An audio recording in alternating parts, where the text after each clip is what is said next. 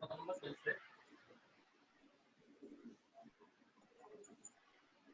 7 নম্বর না? জি স্যার। তো জাবেদার ক্ষেত্রে লাভ ক্ষতির ক্ষেত্রে প্রথমত আপনাকে লাভ ক্ষতি বের করতে হবে। মানে লাভ বা ক্ষতি কত টাকা এটা বের করে নিতে হবে। কারণ এটা কম বা হতে চাইলে। তবে জাবেদার প্যাটার্নটা একটু বুঝাই। ধরেন আমি যেমন এখানে বলছে 2015 সালের অঙ্ক করার জন্য। আপনি যে সালের অঙ্ক করবেন ওই সালে তো প্রথমেই চেক করতে হবে কোনো সম্পদ কিনছি কিনা। সম্পদ না কিনলে জাবেদা হবে না। 2 নাম্বার যদি ওই বছরে কোন সম্পদ বিক্রি করি যত তারিখে বিক্রি করছি ওই তারিখে প্রথমেই আপনাকে অবচয়ের জাবেদা দিতে হবে। কার জাবেদা? অবচয় যাবে না। কাহিনীটা হচ্ছে আমরা প্রত্যেক বছর বছরের শেষ তারিখে অবচয় জাবেদা করি। কোনো কনফিউশন নেই। কিন্তু যেই সম্পদটা বিক্রি করব শুধু তার অবচয়ের জাবেদা যেদিন বিক্রি করব ওই দিন একবার হবে। কেন? ধরেন আপনি একটা সম্পদ বিক্রি করে ফেলতেছেন। বিক্রি করে ফেললে আমাদেরকে পুঞ্জীভূত অবচয় নামক হিসাব থেকে ডেবিট করতে হয়। তো পুঞ্জীভূত অবচয় মানে কি? অবচয়ের যোগফল। তো অবচয় যদি না ধরেন আপনি পুঞ্জীভূত অবচয় পাবেন কোথা থেকে? এইজন্য আপনি যেদিন সম্পদ বিক্রি করবেন ওই দিন আগে অবচয়ের জাবেদা দিতে হবে তারপর বিক্রির জাবেদা দিতে হবে। বুঝতে পারছি? জি স্যার। যেমন যেমন বলছে 2000 সরি রিফাত কোম্পানির দালানের ক্রয় মূল্য 11 নম্বর ম্যাপ পৃষ্ঠা নম্বর 180। রিফাত কোম্পানির দালানের ক্রয় মূল্য এবং 2014 সালের 31শে ডিসেম্বর তারিখ পর্যন্ত পুঞ্জীভূত অবচয়ের পরিমাণ নিম্নে প্রদত্ত হলো। দালানের ক্রয় মূল্য 30 লাখ টাকা, পুঞ্জীভূত অবচয় 10 লাখ টাকা, দালানের বহির্মূল্য বা পুস্তক মূল্য 20 লাখ টাকা। আচ্ছা এই তথ্যগুলো আমাকে দিয়ে দিয়েছে। নিচে সরলরৈখিক পদ্ধতিতে দালানটির বার্ষিক অবচয়ের পরিমাণ 1 লাখ টাকা। অর্থাৎ 1 বছর অবচয়ের পরিমাণ কত? 1 লাখ। তাহলে আমাকে অ্যানসার দিয়ে দিয়েছে যে বার্ষিক অবচয় 1 লাখ টাকা। আমি আর বার্ষিক অবচয় বের করার প্রয়োজন নেই। ওকে। 2015 সালের 1 জুলাই। তার মানে আপনি 15 সালের জানুয়ারি থেকে জুন পর্যন্ত 6 মাস আপনাকে উপরে যে তথ্যগুলো দেয়া আছে এগুলো 14 সালের 31শে ডিসেম্বর তারিখ পর্যন্ত। 14 সালের 31 ডিসেম্বর তারিখ মানে হচ্ছে 15 সালের 1 জানুয়ারি। বুঝছি? জি স্যার। তাহলে আমি বলতে পারি আমার কাছে বছরের শুরুতে পুঞ্জীভূত অবচয় ছিল 10 লাখ টাকা। আচ্ছা। আর আমি সম্পদটা বিক্রি করছি তার 6 মাস পরে অর্থাৎ জুলাই মাসের 1 তারিখে। মনে রাখবেন আপনি যেদিন সম্পদ বিক্রি করেন ওই দিন পর্যন্ত মোট পুঞ্জীভূত অবচয় নিয়ে আপনাকে বিক্রয় জাবেদা করতে হবে। বুঝতে পারছি? জি স্যার। খেয়াল করি আপনাকে বলছে 31/12/2014 তারিখ পর্যন্ত পুঞ্জীভূত অবচয় 10 লাখ টাকা। তার এখানে 6 মাসের অবচয় কম আছে। কয় মাসের অবচয়? 6 মাসের। কেমনে বুঝলাম স্যার? কারণ আমি সম্পদটা বিক্রি করছি 1/7/2015 তারিখে। তাহলে এই 14 সালের 31 ডিসেম্বর থেকে 15 সালের 1 জুলাই পর্যন্ত একটা 6 মাসের গ্যাপ আছে। এই 6 মাসের অবচয়টা এখানে দেয়া নাই। বুঝতে পারছেন? জি স্যার। তাহলে আমি যদি মোট পুঞ্জীভূত অবচয় বলতে হয় তাহলে এটার সাথে আরো কি করতে হবে? 6 মাসের অবচয় যোগ করতে হবে না? ঠিক কি না? জি স্যার। ঠিক কি না? তো 6 মাসের অবচয় কত? এক প্রশ্নে বলা আছে 1 বছরের অবচয় 1 লাখ টাকা। তাহলে 6 মাসের অবচয় কত হবে? অর্ধেক। 50,000। রাইট 50,000 টাকা। তার মানে 1 জুলাই 2015 তারিখে মোট পুঞ্জীভূত অবচয় কত হবে? 10,50,000। এই জায়গায় কারো কোনো প্রশ্ন থাকলে বলতে পারেন। এই জায়গায় কারো কোনো প্রশ্ন থাকলে বলে দিতে পারেন। আপনারা কি বুঝছেন কাহিনীটা? জি স্যার। জি এক স্যার। বছরের অবচয় যদি 1 লাখ টাকা হয় অর্ধেক বছরের অবচয় 50,000 টাকা হবে। সম্পদ আমরা যে বছর বিক্রি করি, সম্পদ আমরা যত তারিখে বিক্রি করি ওই তারিখ পর্যন্ত আমাদেরকে পুঞ্জীভূত অবচয়টা বের করতে হয়। তো আমার প্রশ্নে গত বছরের ডিসেম্বরের 31 তারিখ পর্যন্ত পুঞ্জীভূত অবচয় দেয়া আছে। কিন্তু আমি সম্পদ বিক্রি করতেছি 1 জুলাইতে। তাহলে আমাকে 1 জুলাই পর্যন্ত পুঞ্জীভূত অবচয় বের করতে হবে। 1 জুলাই পর্যন্ত পুঞ্জীভূত অবচয় বের করতে হলে আমাকে আরো 6 মাসের অবচয় বাড়াতে হবে। তাহলে আমি 6 মাসের অবচয় বাড়াচ্ছি। 6 মাসের অবচয় বাড়ানোর পর আমার যে মোট পুঞ্জীভূত অবচয় আছে এটাই হচ্ছে 1 জুলাই 2015 পর্যন্ত মোট পুঞ্জীভূত অবচয়। আচ্ছা বলুন তো 2015 সালের অবচয় কত?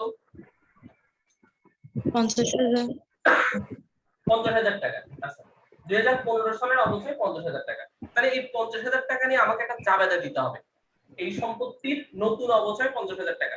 এটা নিয়ে একটা জাবেদা দিতে হবে, অবচয়ের জাবেদা। কয় তারিখে দিব? যেদিন সম্পদটা বিক্রি করব। কয় তারিখে? জুলাই কয় তারিখে? জুলাইয়ের 1 তারিখে। 1 এতটুকু বুঝছেন? জি কয় স্যার। তারিখে দিব? জুলাইয়ের এর 1 তারিখ। 1 তারিখ। আসেন তাহলে আমরা প্রথমে জাবেদাটা করে ফেলি তাড়াতাড়ি। আপনারা জাবেদার ঘর করেন, আমি জাবেদার ঘর ছাড়া সরাসরি করে দিচ্ছি। 9 নম্বর প্রশ্ন। তাহলে আপনাদের এই শর্টকাট আশা করি ক্লিয়ার যে কেন অবচয়ের জাবেদা ডিসেম্বর ছাড়া অন্য মাসে হয়। উত্তর, যখন সম্পদ বিক্রি করব, যেদিন সম্পদ বিক্রি করব ওই সম্পদের জন্য বিক্রির আগের বিক্রির দিন যেদিন বিক্রি করব ওই দিনই প্রথমে অবচয়ের জাবেদা দিব, তারপর বিক্রির জাবেদা দিব। তাহলে আসেন প্রথমে অবচয়ের জাবেদা দিচ্ছি 2015। যেহেতু নতুন কোনো সম্পদ কিনে নেই তাহলে জানুয়ারিতে কোনো জাবেদা হচ্ছে না, সম্পদ বিক্রি করতেছে জুলাইতে, তাহলে আমরা প্রথমে অবচয়ের জাবেদা দিব জুলাইতে। জাবেদা হবে অবচয় হিসাব ডেবিট। ডেবিট করে কত বসবে? 50,000। পুঞ্জীভূত অবচয় হিসাব ক্রেডিট। ক্রেডিট করে বসবে 50,000। কারো এই জায়গায় কোনো প্রশ্ন আছে? সবাই কি বুঝতে পারছি? জি স্যার। আচ্ছা, তাহলে এটা কখন সম্ভব? যখন সম্পদ কি করব? বিক্রি করব। বিক্রি করব, রাইট। আচ্ছা, এবার আবার জুলাইয়ের 1 তারিখ। এবার আমরা কি করব? বিক্রি করতে তাহলে কি করব? বিক্রয় সূত্র জাবেদা দিব না? জি স্যার।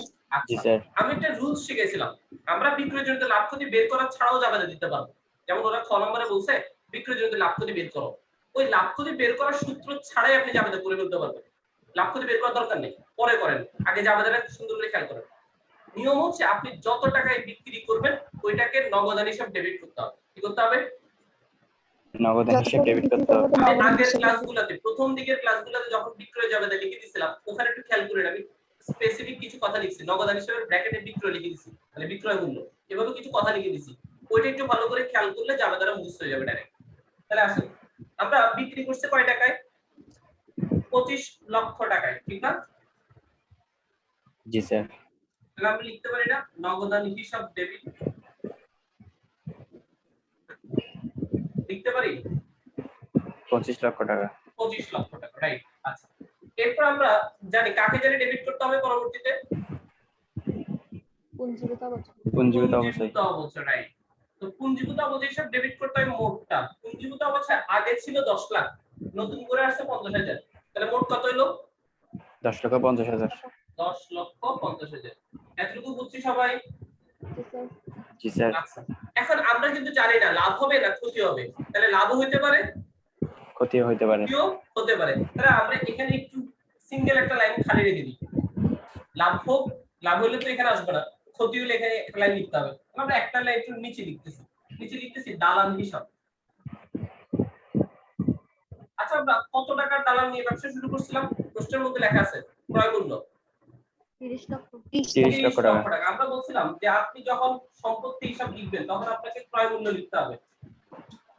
আমি প্রথম দিকে যারা ক্লাস করছেন তাদের খাতায় বিক্রয় জাবেদাটা সুন্দর করে লেখা আছে, সম্ভবত প্রথম ক্লাসে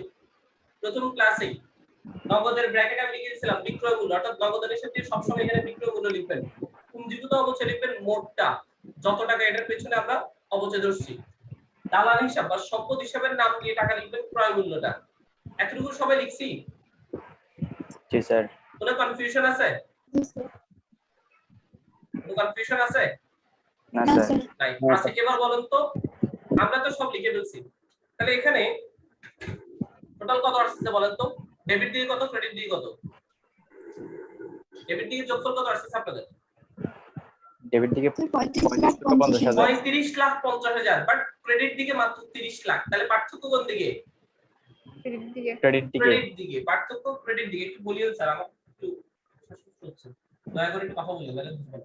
আচ্ছা, তাহলে ক্রেডিট দিকে নাম কি দিব? এটা লাভ না ক্ষতি? লাভ। লাভ। তাহলে দালান বিক্রয়জনিত লাভ কত টাকা?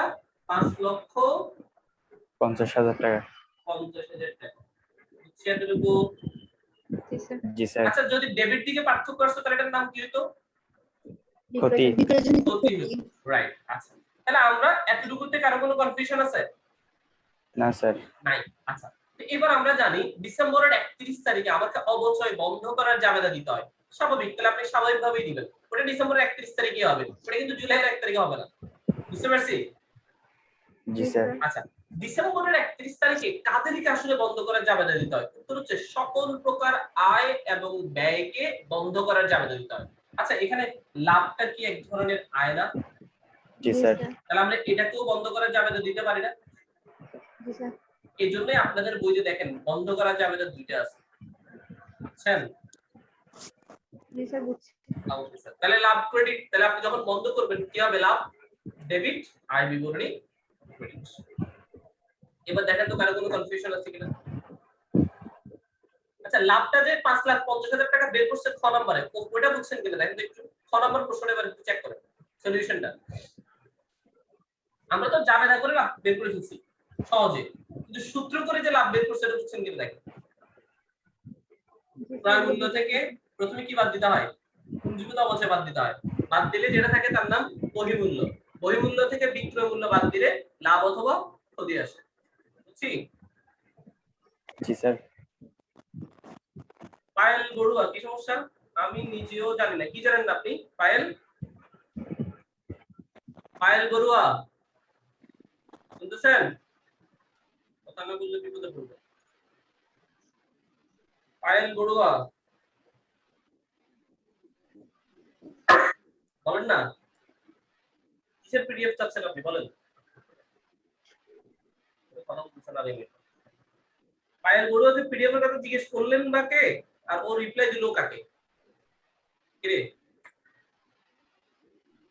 এই প্রশ্ন তো পিডিএফ থেকে করাচ্ছেন, এই প্রশ্ন বই থেকে করাচ্ছি। হ্যাঁ পায়েল বড়ুয়া, কি সমস্যা বলেন? নাকি কোন অন্তরা অফ করতেছেন? স্যার না ওই অ্যাসাইনমেন্ট পিডিএফ করে রাখে কিনা ওটার জন্য জিজ্ঞেস অ্যাসাইনমেন্ট করতেছি। পিডিএফ করে রাখি কিনা এই প্রশ্ন আজকে কেন? পরে কি করতেছে এই প্রশ্ন আপনাকে? হ্যাঁ প্রশ্ন করতেছে কি? নামটা কি বলেন? না স্যার আমি জিজ্ঞেস করতেছিলাম। যাই হোক, ওকে, তাহলে সৃজনশীল 11 তে আর কোনো কনফিউশন আছে? সব দালান হিসাব। বলেন দাঁড়ান এসে কিছে? কিছে বলেন না? টাকাটা পারতে টাকাটা কেন পারতেছেন না? কেন পারতেছেন না? জাবেদা তো ক্লিয়ার। জাবেদা ক্লিয়ার হলে পারা উচিত না? কি রে? জাবেদা ক্লিয়ার হয়ে গেছে না? জি স্যার। তো জাবেদা ক্লিয়ার হলে পারতেছেন না কেন? বলেন তো একটু। তার মানে চেষ্টা কম করতেছি, একটু বেশি করে চেষ্টা করতে হবে।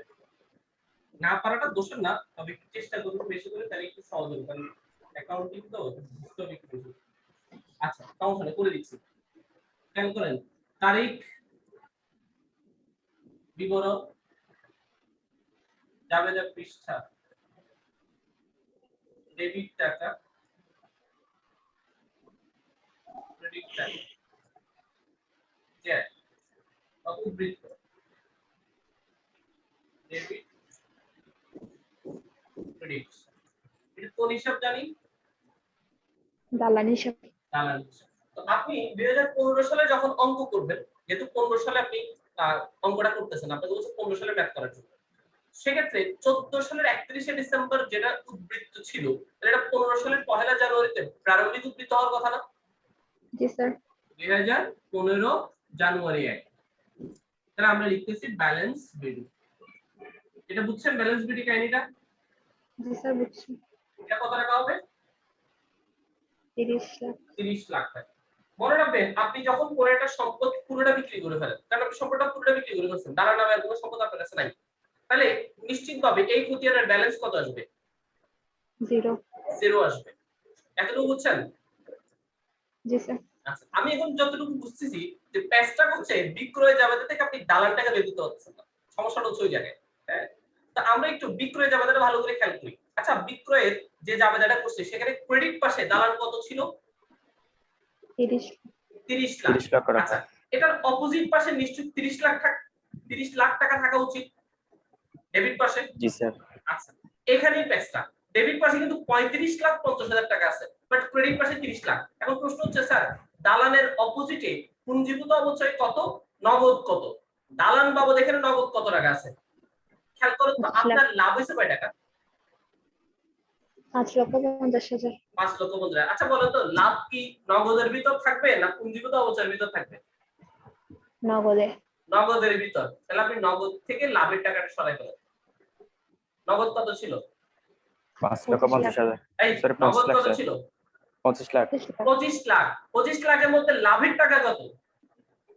5,50,000 5,50,000। তার মানে দালান বাবদ এখানে নগদ কত আছে? 19,50,000 এটা বুঝছেন? জি স্যার এখন বুঝছি। আর দেখেন আমরা হিসাবটা মিলাচ্ছি। পুঞ্জীভূত অবচয় কত ছিল? 10,50,000 10,50,000। দেখেন 30 লাখ মিলে গেছে। বুঝছেন এবার কাহিনী? জি স্যার আচ্ছা মনে রাখবেন, কোন সম্পদের বিপরীত পাশে টাকাগুলো বের করার সময় আপনি সব সময় নগদ থেকে জাস্ট লাভের টাকাটা বাদ দিলে হবে। কারণ নগদের মধ্যে লাভের টাকাটা যোগ হয়ে এখানে ক্রেডিট একটা আইটেম আসছে, কিন্তু আমি তো দালানের অপোজিট পাশগুলো বের করতে যাচ্ছি। খতিয়ানে সবসময় অপোজিট পাশ বের করতে হয়। তো দালানের অপোজিট পাশে দুটো ওয়ার্ড, একটা নগদ আর একটা পুঞ্জীভূত অবচয়। প্রশ্ন হচ্ছে নগদ লেখা ছিল 25 লাখ, আমি দালান হিসাবে কত টাকা লিখবো? উত্তর হচ্ছে লাভের টাকাটা বাদ দিয়ে বাকি টাকাটা লিখবো। বুঝছে এবার? জি স্যার আচ্ছা, তো এটা কয় তারিখে জানি ছিল? জুলাই 1 তারিখে। জুলাই 1। আচ্ছা তাহলে আসেন, দালানের অপোজিট পাশে প্রথমে ছিল নগদ। নগদ নগদান হিসাব, টাকা বসবে ক্রেডিট কলামে। কত টাকা? 19,50,000 টাকা। 30 লাখ থেকে 19,50,000 বাদ দিলে 10,50,000 থাকে। আচ্ছা, এবার আবার জুলাই 1 তারিখ, এবার বসে পুঞ্জীভূত অবচয়। পুঞ্জীভূত অবচয় হিসাব কত? 10,50,000। দালানের ব্যালেন্স কিন্তু ডেবিট হয়, এই জন্য ডেবিট পাশে শূন্য বসবে। শূন্য মানে হচ্ছে দালান আমার কাছে আর নাই। সবাই কি বুঝছেন? জি স্যার। আচ্ছা, দরকার হলে এই নগদের এখানে একটা নোট লিখে রাখবেন। নোট নোট 1 নিচে নোটটা লিখে দিচ্ছি।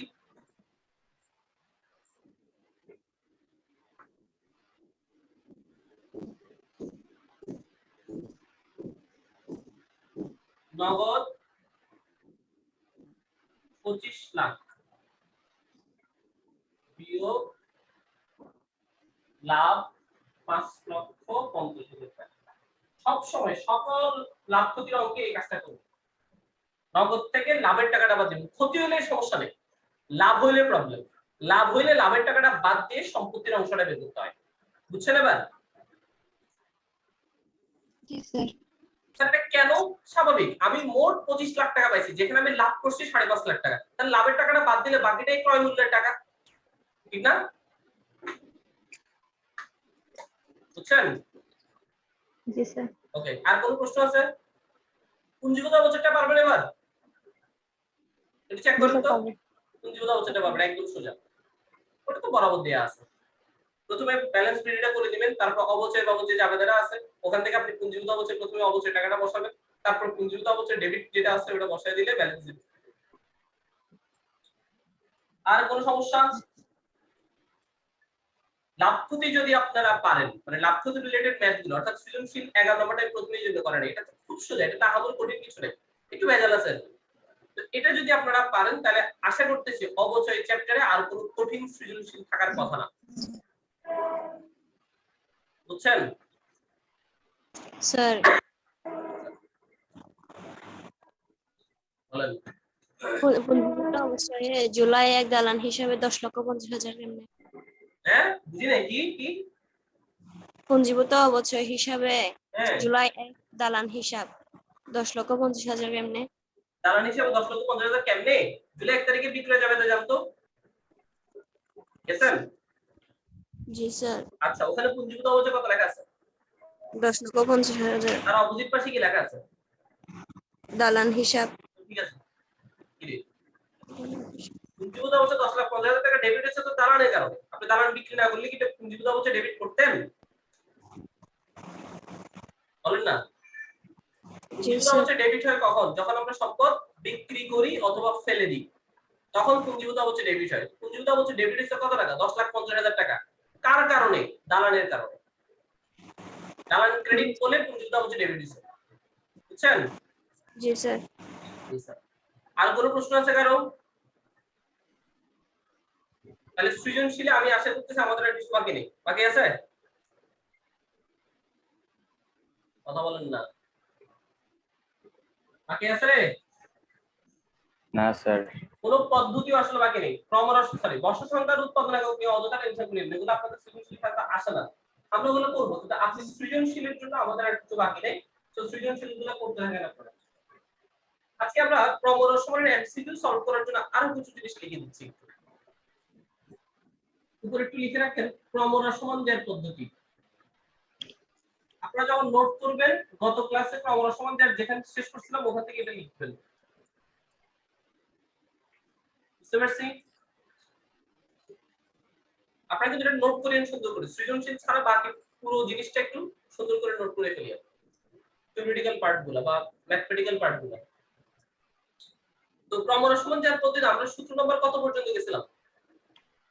স্যার 6। সূত্র নাম্বার 6। তো সূত্র নাম্বার 6 ছিল সাধারণত সৃজনশীল এবং এমসিকিউ দুই জায়গায় লাগবে বলছিলাম।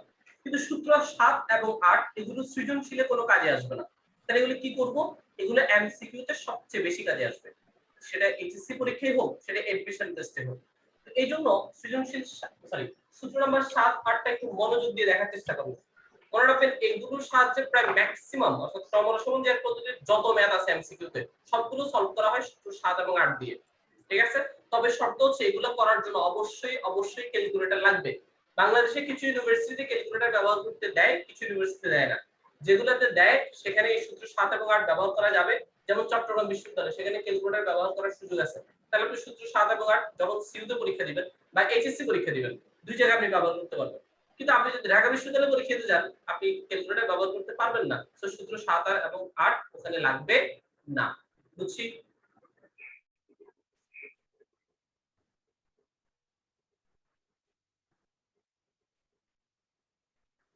আমরা সূত্র 7 দ্বারা কি নির্ণয় করব? কি নির্ণয় করব? অবচয় নির্ণয় করব। আচ্ছা, অথবা একই সূত্র দিয়ে আমরা আরেকটা কাজ করতে পারি, অবচয় থেকে ক্রয় মূল্য নির্ণয় করতে পারি। এটার মানেটা কি? মানে হচ্ছে ধরেন আপনাকে একটা ম্যাথে বললো যে ক্রয় মূল্য নির্ণয় করো, এটা এমসিকিউ, সেখানে আপনাকে বলছে ক্রয় মূল্য নির্ণয় করো। এখন আপনি পদ্ধতিটা একটু তাড়াতাড়ি দেখে নেন, কোন পদ্ধতি? বললো যে ক্রমরসমান জ্যার পদ্ধতি। ফাইন, তাহলে ক্রমরসমান জ্যার পদ্ধতি প্রশ্ন লেখা আছে এবং আপনাকে বলছে ক্রয় মূল্য নির্ণয় করতে। ক্রমরসমান জ্যার পদ্ধতিতে ক্রয় মূল্য নির্ণয়ের সূত্র দুইটা। কয়টা? কয়টা? দুইটা। আচ্ছা, একটা সূত্র 7, একটা সূত্র 8। এখন প্রশ্ন হচ্ছে স্যার আমি বুঝবো কেমনে, আমি কি 7 ফলো করব না আমি 8 ফলো করব? খুবই সোজা। ওই প্রশ্নে আপনি চেক করেন অবচয়ের পরিমাণটা দেয়া আছে কিনা। যদি অবচয়ের পরিমাণ কোনো প্রশ্নে দেয়া থাকে সেটা ক্রমরসমান জ্যার পদ্ধতি হয় এবং সেখানে ক্রয় মূল্য নির্ণয় করতে বলে, তাহলে সূত্র নাম্বার 7 অনুসরণ করুন। বুঝছি? জি স্যার। এরকম স্যাম্পল আছে, আমরা একটু পরে ম্যাথ স্যাম্পল দেখাবো। তাহলে আসলে সূত্রটা দেখি। অবচয় ইংরেজি কি? ডি না? ডেপ্রিসিয়েশন, জি স্যার। ঠিক না? তাহলে ডেপ্রিসিয়েশন ডি টি। এই টিটা কেন লিখছি পরে বলবো। টি এর পূর্ণরূপ এই মুহূর্তে জানার দরকার নেই, টি নিয়ে টেনশন করেন না। আপনি ডি চেনেন তো না? জি স্যার। ডি মানে কি? ডেপ্রিসিয়েশন। ডেপ্রিসিয়েশন বাংলায় বলি আমরা অবচয়, সমান সি মানে কি রে? কস্ট। কস্ট মানে ক্রয় মূল্য বা অর্জন মূল্য। রাইট। গুণ চিনি না? অবচয়ের হার। গুণ চিহ্ন মানে অবচয়ের হার না? ফিডা মুজে ধরে আমি আর বলছি, আমি বলছি গুণ চিহ্ন। কি রে ভাই? r into 1 minus r whole to the power t minus 1। দেখেন অনেকে সূত্রটা দেখার আগেই কঠিন করে ফেলে, সাবধান। আপনি দেখেন এখানে প্রত্যেকটা ওয়ার্ড চিনেন কিনা। ডি আমরা চিনি অবচয়, সি আমরা চিনি ক্রয় মূল্য বা অর্জন মূল্য, আর মানে কি রে? অবচয়ের হার। অবচয়ের হার, রেট অফ ডেপ্রিসিয়েশন, অবচয়ের হার। তাহলে এখানে শুধু একটা ওয়ার্ড আমাদের কাছে অপরিচিত, একটা বর্ণ, সেটা কি? টি। টি। টি। আচ্ছা, টি এর ব্যাপারটা একটু পরে আসতেছি। বাকিগুলো বুঝছেন কিনা দেখেন তো। জি স্যার। Okay sir. তাহলে আমরা যদি সবগুলো ওয়ার্ড চিনি তাহলে সূত্র কঠিন না, একদম সোজা। দেখেন c into r into 1 minus r whole to the power t minus 1। একটু মুখস্থ করার চেষ্টা করব। আচ্ছা, এখন t মানে কি? এই t মানে হচ্ছে যে বছরের অবচয় এটা কিন্তু বোঝার জন্য লিখতেছি। বইগুলোতে লেখা আছে টি মানে টাইম, এন্ড টাইম মানে কি? টাইম এন মানে তো টাইম দেয়। কাহিনী আছে। যে বছরের অবচয় জানতে চাইবে। ধরেন আপনাকে যদি বলে যে তৃতীয় বছরের অবচয় নির্ণয় করো, কোন বছরের বলছে? তৃতীয় বছরে তৃতীয়। আচ্ছা, তাহলে টি এর মান হবে কত? 3 3। আপনাকে যদি বলে চতুর্থ বছরের অবচয় নির্ণয় করো, তাহলে টি এর মান 4 4 আপনাকে যদি বলে সপ্তম বছরের অবচয় নির্ণয় করো, তাহলে টি এর মান 7 বুঝতে পারছি এবার?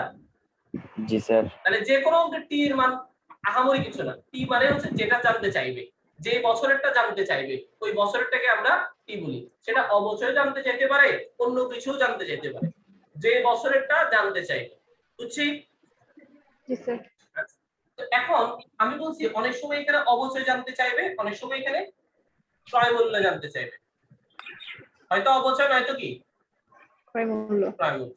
আসলে আমরা একটা স্যাম্পল দেখার চেষ্টা করি। আমি এত তার যে স্যাম্পল বের করতে পারবো কিনা চিন্তা করতেছি।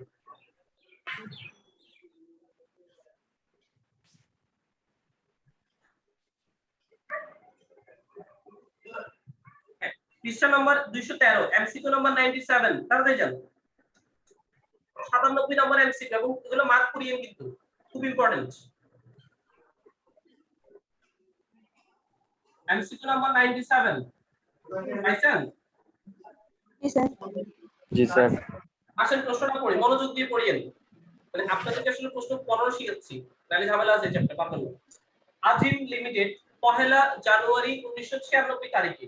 আচ্ছা, আগে একটু করে নিই। সবসময় ম্যাথের লাস্ট লাইন আগে পড়তে হয়। আসলে আমরা লাস্ট লাইনটা পড়ে নিচ্ছি। মেশিনটির ক্রয় মূল্য কত জানতে চাইছে, তার মানে আমাকে সি এর মান বের করতে হবে। ফাইন। এরপরে দেখেন এখানে ক্রমহ্রাসমান জ্যার পদ্ধতি বলে দিছে অলরেডি। ওকে, তাহলে ক্রমহ্রাসমান জ্যার পদ্ধতিতে ক্রয় মূল্য বের করতে বলছে। ফাইন। তারপরে বলছে এখানে অবচয়ের পরিমাণও দেয়া আছে। তাহলে সূত্র নাম্বার কত? কত? 7। 7 সূত্র নাম্বার 7। Okay sir. এবার আসেন আমরা একটু দেখি। বলছে 1 জানুয়ারি 1996 তারিখে একটি মেশিন ক্রয় করা হয়। তাহলে 96 সালে আপনি মেশিন ক্রয় করছেন। অবচয়ের অঙ্কে সাল এবং তারিখ খুবই গুরুত্বপূর্ণ। অবচয়ের অঙ্কে সাল এবং তারিখ খুবই গুরুত্বপূর্ণ। যারা এই জিনিসটাকে মনোযোগ দিয়ে খেয়াল করবেন না তারা বিপদে পড়বেন। আসেন, এবং 10% ক্রমহ্রাসমান জ্যার পদ্ধতিতে অবচয় ধার্য করে। তাহলে অবচয়ের হার 10%, মানে আর এর মান 10%। 31/12/1999 তারিখে মেশিনের অবচয় 14,580 টাকা। খেয়াল করেন, আমি কিনছি কয় তারিখে বলেন না? 1/1/1996 আপনি সম্পদ কিনছেন কত সালে? 1996 সালের জানুয়ারি 1 তারিখ। আর আপনি অবচয় ধরছেন কত তারিখে? মানে আপনি ধরেন না, প্রশ্নে অবচয় দেয়া আছে কত তারিখে? 1999 সালে। তাহলে একটু হাতে গোনেন তো কয় বছরের অবচয় দেয়া আছে এখানে, মানে কোন বছরের অবচয় দেয়া আছে বলেন? 96। অনেকেই 97 থেকে কাউন্ট করা শুরু করবেন, ঠ্যাং ভাঙি ফেলবো ধরে। যেটা আছে ওখান থেকে শুরু করবেন। 96, 97, 98, 99। এখানে অনেকেই মনে মনে হিসাব করছে তৃতীয় বছরের অবচয়। কারণ 99 থেকে 96 বাদ দিলে 3। সাবধান, এভাবে কাউন্ট করবেন না। যেটা আছে ওখান থেকে শুরু করবেন। 96, 97, 98, 99। বুঝছেন? তাহলে কোন বছরের অবচয় দেয়া আছে? 4 বছর চতুর্থ বছরের। 4 বছরের না, চতুর্থ বছরের। 4 আর চতুর্থের মধ্যে পার্থক্য আছে। 4 বছর মানে 1 2 3 4 যোগফল, আর চতুর্থ বছর মানে শুধু 4 নাম্বার বছর। বুঝছেন? জি স্যার তাহলে এখন বলেন তো এখানে টি এর মান কি? 1 2 3 না 4? 4, রাইট। এখানে চতুর্থ বছরের অবচয় দেয়া আছে। তাহলে ডি 4 বলতে পারি না এখানে? বলতে পারি? জি স্যার মানে ডি 4, ডি সাইড। আচ্ছা, কত টাকা? 14,580 টাকা। সি এর মান আমরা জানি না। আর এর মান বলছে 10%, 0.10 ইনটু 1 বিয়োগ 0.10 হোল টু দি পাওয়ার টি এর মান 4 বিয়োগ 1। 80 এর মানের জন্য আমরা এত কষ্ট করে 96 97 98 99 এভাবে গুনছি, বুঝছেন এবার? হ্যালো, বুঝছেন নি? জি স্যার আচ্ছা, জি এবার স্যার খুব সোজা, ক্যালকুলেটরে এটা পুরোটা একসাথে করে ফেলেন, 12580 ভাগ অ্যানসার করেন। সবাই একটু ক্যালকুলেটরে করে দেখেন, আমার মুখস্থ আছে, কারণ এটা অনেকবার আসছে বিশ্ববিদ্যালয়ে ভর্তি পরীক্ষায়, এটা আমার মুখস্থ। 2 লাখ টাকায় হওয়ার কথা উত্তর। আপনি একটু দয়া করে ক্যালকুলেটর চেক করেন, নাহলে পরে বিপদে পড়বেন। এটা পুরোটা একসাথে করে ফেলবেন ক্যালকুলেটরে, 0.90 whole to the power 3 into 0.10, 14580 ভাগ অ্যানসার। আবার খাতায় অনেক বড় করে রাফ করতে যাবেন না, দরকার নেই, ক্যালকুলেটরে করবেন পুরোটা। স্যার 2 লাখ আসছে। 2 লাখ আসছে সবার? জি হ্যাঁ, স্যার। সবাই একটু খেয়াল করেন 2 লাখ আসে কিনা। 2 লাখ আসলে আপনার কাহিনী শেষ। তাহলে এই 97 নাম্বারটাকে আপনারা একটু স্টার চিহ্ন দেন, স্টার চিহ্ন দিবেন। তো অনেকবার আসছে বলছি বিশ্ববিদ্যালয়ে ভর্তি পরীক্ষায়, যাদের কাছে হিসাব সমীকরণ বই আছে তারা ওখানে গিয়ে চেক করতে পারবেন এই প্রশ্ন ওখান থেকে নেওয়া হয়েছে। ওই যে আমি বলছি আপনাদের উচ্চ মাধ্যমিক হিসাব বিজ্ঞান বইয়ের মধ্যে বিশ্ববিদ্যালয়ে ভর্তি পরীক্ষার প্রশ্নগুলো অ্যাডজাস্ট করা হয়েছে। খুব বেশি ইম্পর্টেন্ট প্রশ্ন এটা। লিসেন জি স্যার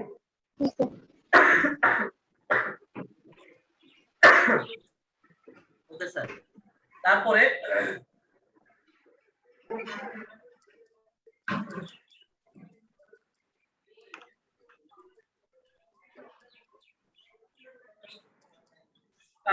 আরেকটা প্রশ্ন দিচ্ছি,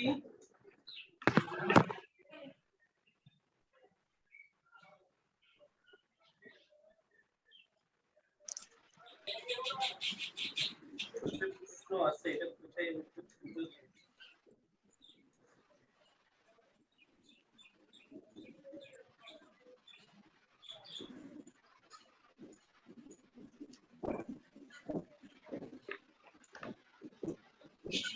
ক্রমহ্রাসমান দেওয়ার পদ্ধতিতে লাভ ক্ষতি জানতে চাইছেন, ওইটা ম্যাথ বের করুন তো। অথবা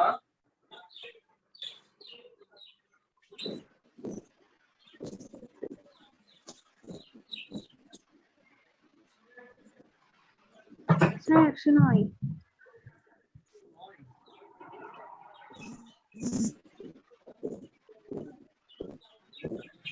আচ্ছা 109 কাহিনী আছে, 109 একটু মার্ক করে রাখেন আপনি, যদি 109। আচ্ছা 107 টাও একটু মার্ক করেন তো,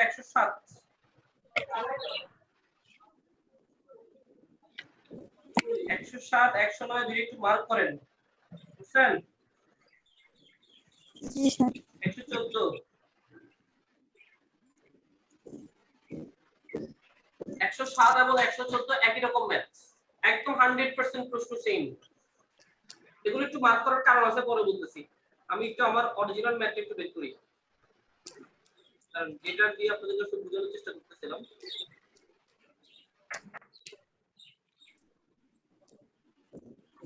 ম্যাথ শুরু করতে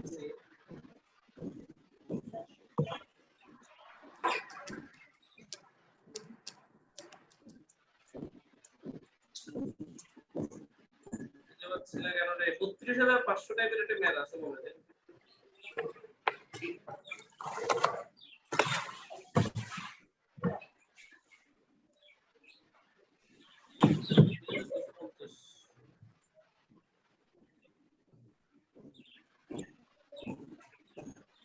একটু ওয়েট করেন, ওয়েট করি। হ্যাঁ পাইছি। এমসিকিউ নাম্বার 33, পৃষ্ঠা নম্বর 208। খুব ইম্পর্টেন্ট একটা ম্যাথ এটা, পাইছেন সবাই? জি স্যার এমসিকিউ নাম্বার 33, পৃষ্ঠা নাম্বার 208। একটু স্টার চিহ্ন দিবেন, ঠিক আছে? আপনারা এটা পারলেই 30 নাম্বারটা পাবেন। হ্যাঁ, তো এখন আমি যে পদ্ধতিটা দেখাবো সূত্র নাম্বার 8, এটা সবচেয়ে বেশি ইম্পর্টেন্ট ক্রমহ্রাসমানের ক্ষেত্রে, মানে এমসিকিউর ক্ষেত্রে, এমসিকিউর জন্য ক্রমহ্রাসমান যে পদ্ধতিটা সবচেয়ে বেশি ইম্পর্টেন্ট সূত্র নাম্বার 8টা। আচ্ছা সূত্র নাম্বার 7 কি সবাই পারবো? পারবেন? জি স্যার আপনাদের যদি ক্রমহ্রাসমান যে পদ্ধতি যদি বলে চতুর্থ বছরের অবচয় নির্ণয় করো, তৃতীয় বছরের অবচয় নির্ণয় করো, তখন আপনি শর্টকাট সূত্রগুলো ব্যবহার করবেন। আবার যদি আপনাকে বলে ক্রয় মূল্য নির্ণয় করার প্রশ্ন যদি অবশ্য দেওয়া থাকে তখন আপনি এই সূত্র ব্যবহার করবেন। একটু প্র্যাকটিস করিয়েন দয়া করে। আর সমজাতীয় ম্যাথ গুলো খুঁজে বের করে ফেলতে লাগে, তাহলে আপনার অঙ্ক করতে সহজ হবে বা বুঝতে সহজ হবে। সব সরলরেখাগুলো একসাথে করবেন, সব ক্রমরাশিগুলো একসাথে করবেন। যেমন একটা কাজ আমি আগে এডমিশন টেস্টের শুরু থেকে করাইতাম, সেটা হচ্ছে এরকম। ধরেন সূত্র নাম্বার 7, এই সূত্র নাম্বার 7 কোন কোন ম্যাথগুলো পড়ে এগুলো আপনি এখানে আগে লিখে ফেলেন। 97, সাপোজ 95, সাপোজ 100, এরকম কতগুলো ম্যাথ আছে। সবগুলো ম্যাথ যদি একসাথে করতে পারেন তাহলে সূত্র নাম্বার 7 এর শেষ। বা সূত্র নাম্বার 8 এ কারা পড়ে, এরকম সমজাতীয় ম্যাথগুলো খুঁজে খুঁজে যদি একসাথে করতে পারেন সবচেয়ে ভালো। একটু সময় নষ্ট হোক সমস্যা নেই, কারণ এই চ্যাপ্টারটা খুব জাদ্রেল একটা চ্যাপ্টার। 7টা ক্লাস চলতেছে, চিন্তা করুন। কোনো ক্লাস কিন্তু আপনি কম ক্লাস করেন, মানে অল্প কিছুক্ষণ করেন নাই, 10-15 মিনিট না, অনেকক্ষণ ধরে আমরা বকবক করছি, তারপরও কিছু কিছু ম্যাথে গিয়ে আপনারা একটু আটকাচ্ছেন। তার মানে এই চ্যাপ্টারটা আসলেই অনেক কিছু আছে এখানে শেখার মতো। তাই হোক, তাহলে এখন হচ্ছে সূত্র নাম্বার কত? 8। সূত্র নাম্বার 8 মানে আমার প্রবণতা সমান কমপ্লিট। আসেন সূত্র নাম্বার 8 এ আমাদেরকে মূলত আমরা বের করি এখানে কি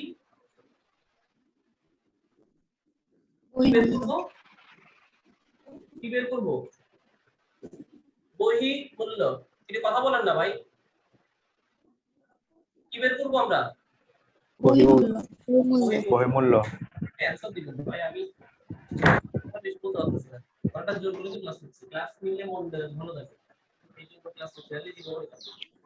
আগামী অ্যাটলিস্ট 10 থেকে 15 দিন আমাদের ক্লাস অফ করে ফেলতে হবে। একটু রেসপন্স করিয়েন। তাহলে লবণ চিহ্ন 1 কি নির্ণয় করব আমরা? বহিমূল্য নির্ণয়। একই সূত্র, একটা সূত্র দিয়ে 4টা ম্যাথ সলভ করা সম্ভব। কিভাবে? এই ম্যাথে আমরা বহিমূল্য নির্ণয় করব, অথবা বহিমূল্য যদি কোনো প্রশ্নে দেয়া থাকে,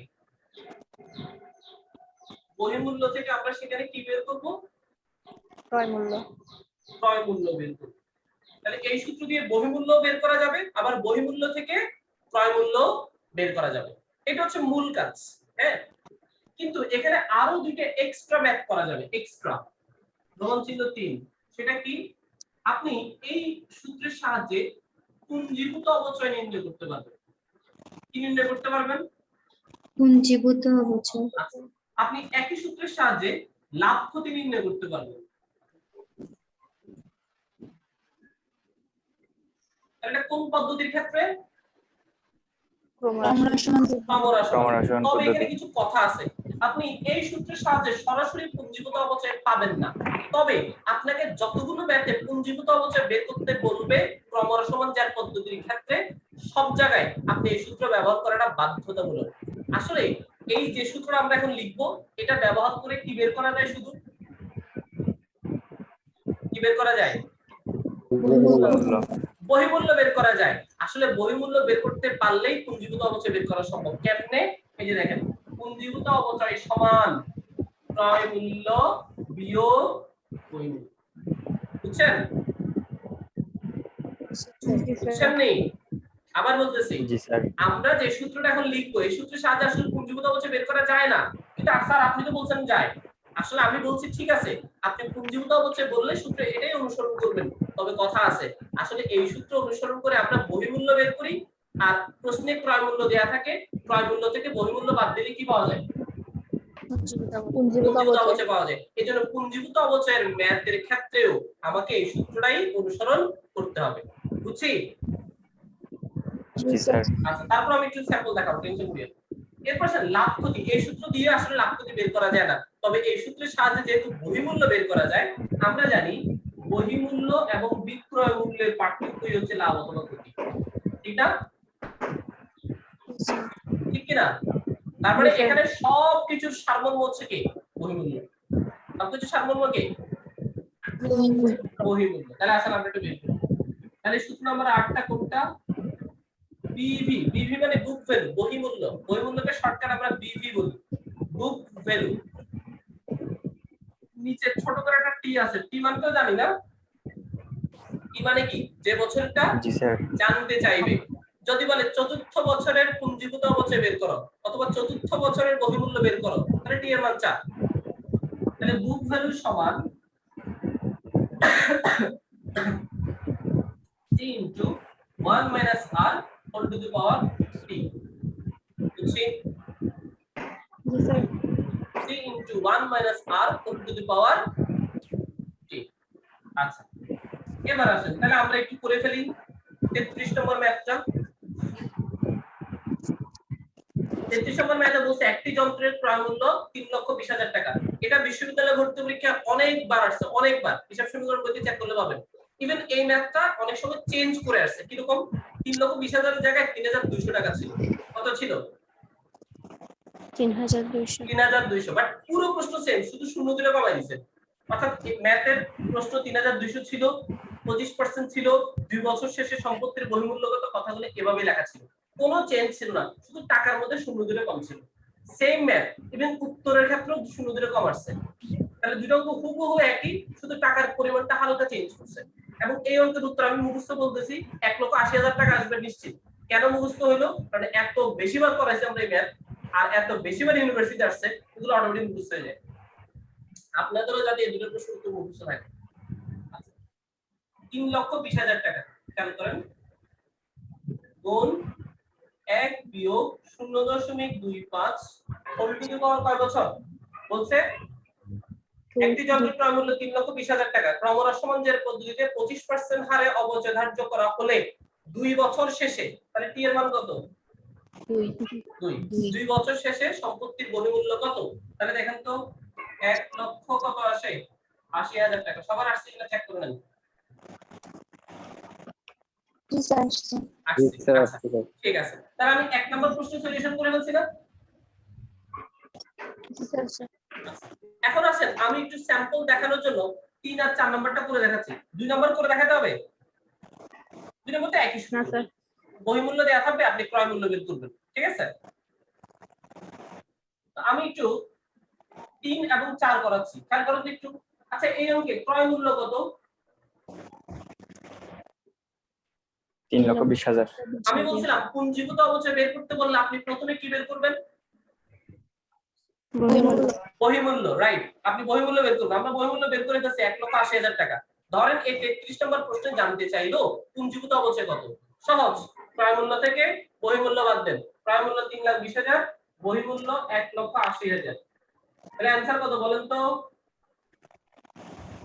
1,40,000। आंसर কত? आंसर কত? 1,40,000। বুঝছি? জি স্যার ভেরি গুড, ওকে। এবার লাভ ক্ষতি বের করতে বললেও পারবেন না। ধরেন আমি বললাম এটার দাম কত আজকে? 1,80,000 1,80,000 টাকা। আমি ধরেন এই সম্পদটা আজকে 1,90,000 টাকায় বিক্রি করে দিলাম, লাভ হবে না লস হবে?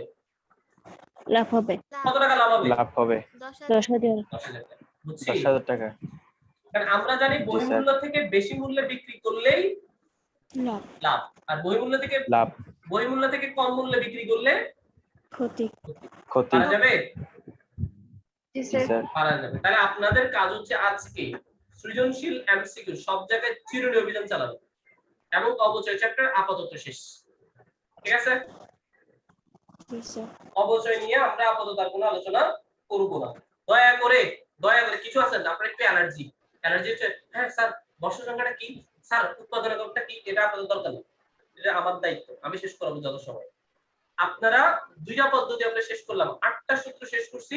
সৃজনশীলের কোনো নিয়ম যাতে বাদ না পড়ে, কোনো ম্যাথ যাতে বাদ না পড়ে, সবগুলো ম্যাথ করুন, শুধু একটা সৃজনশীল খালি রাখবে, সম্ভবত সৃজনশীল নয়, ওটা থাক, কার্যঘণ্টা লেখা আছে, বুঝছেন?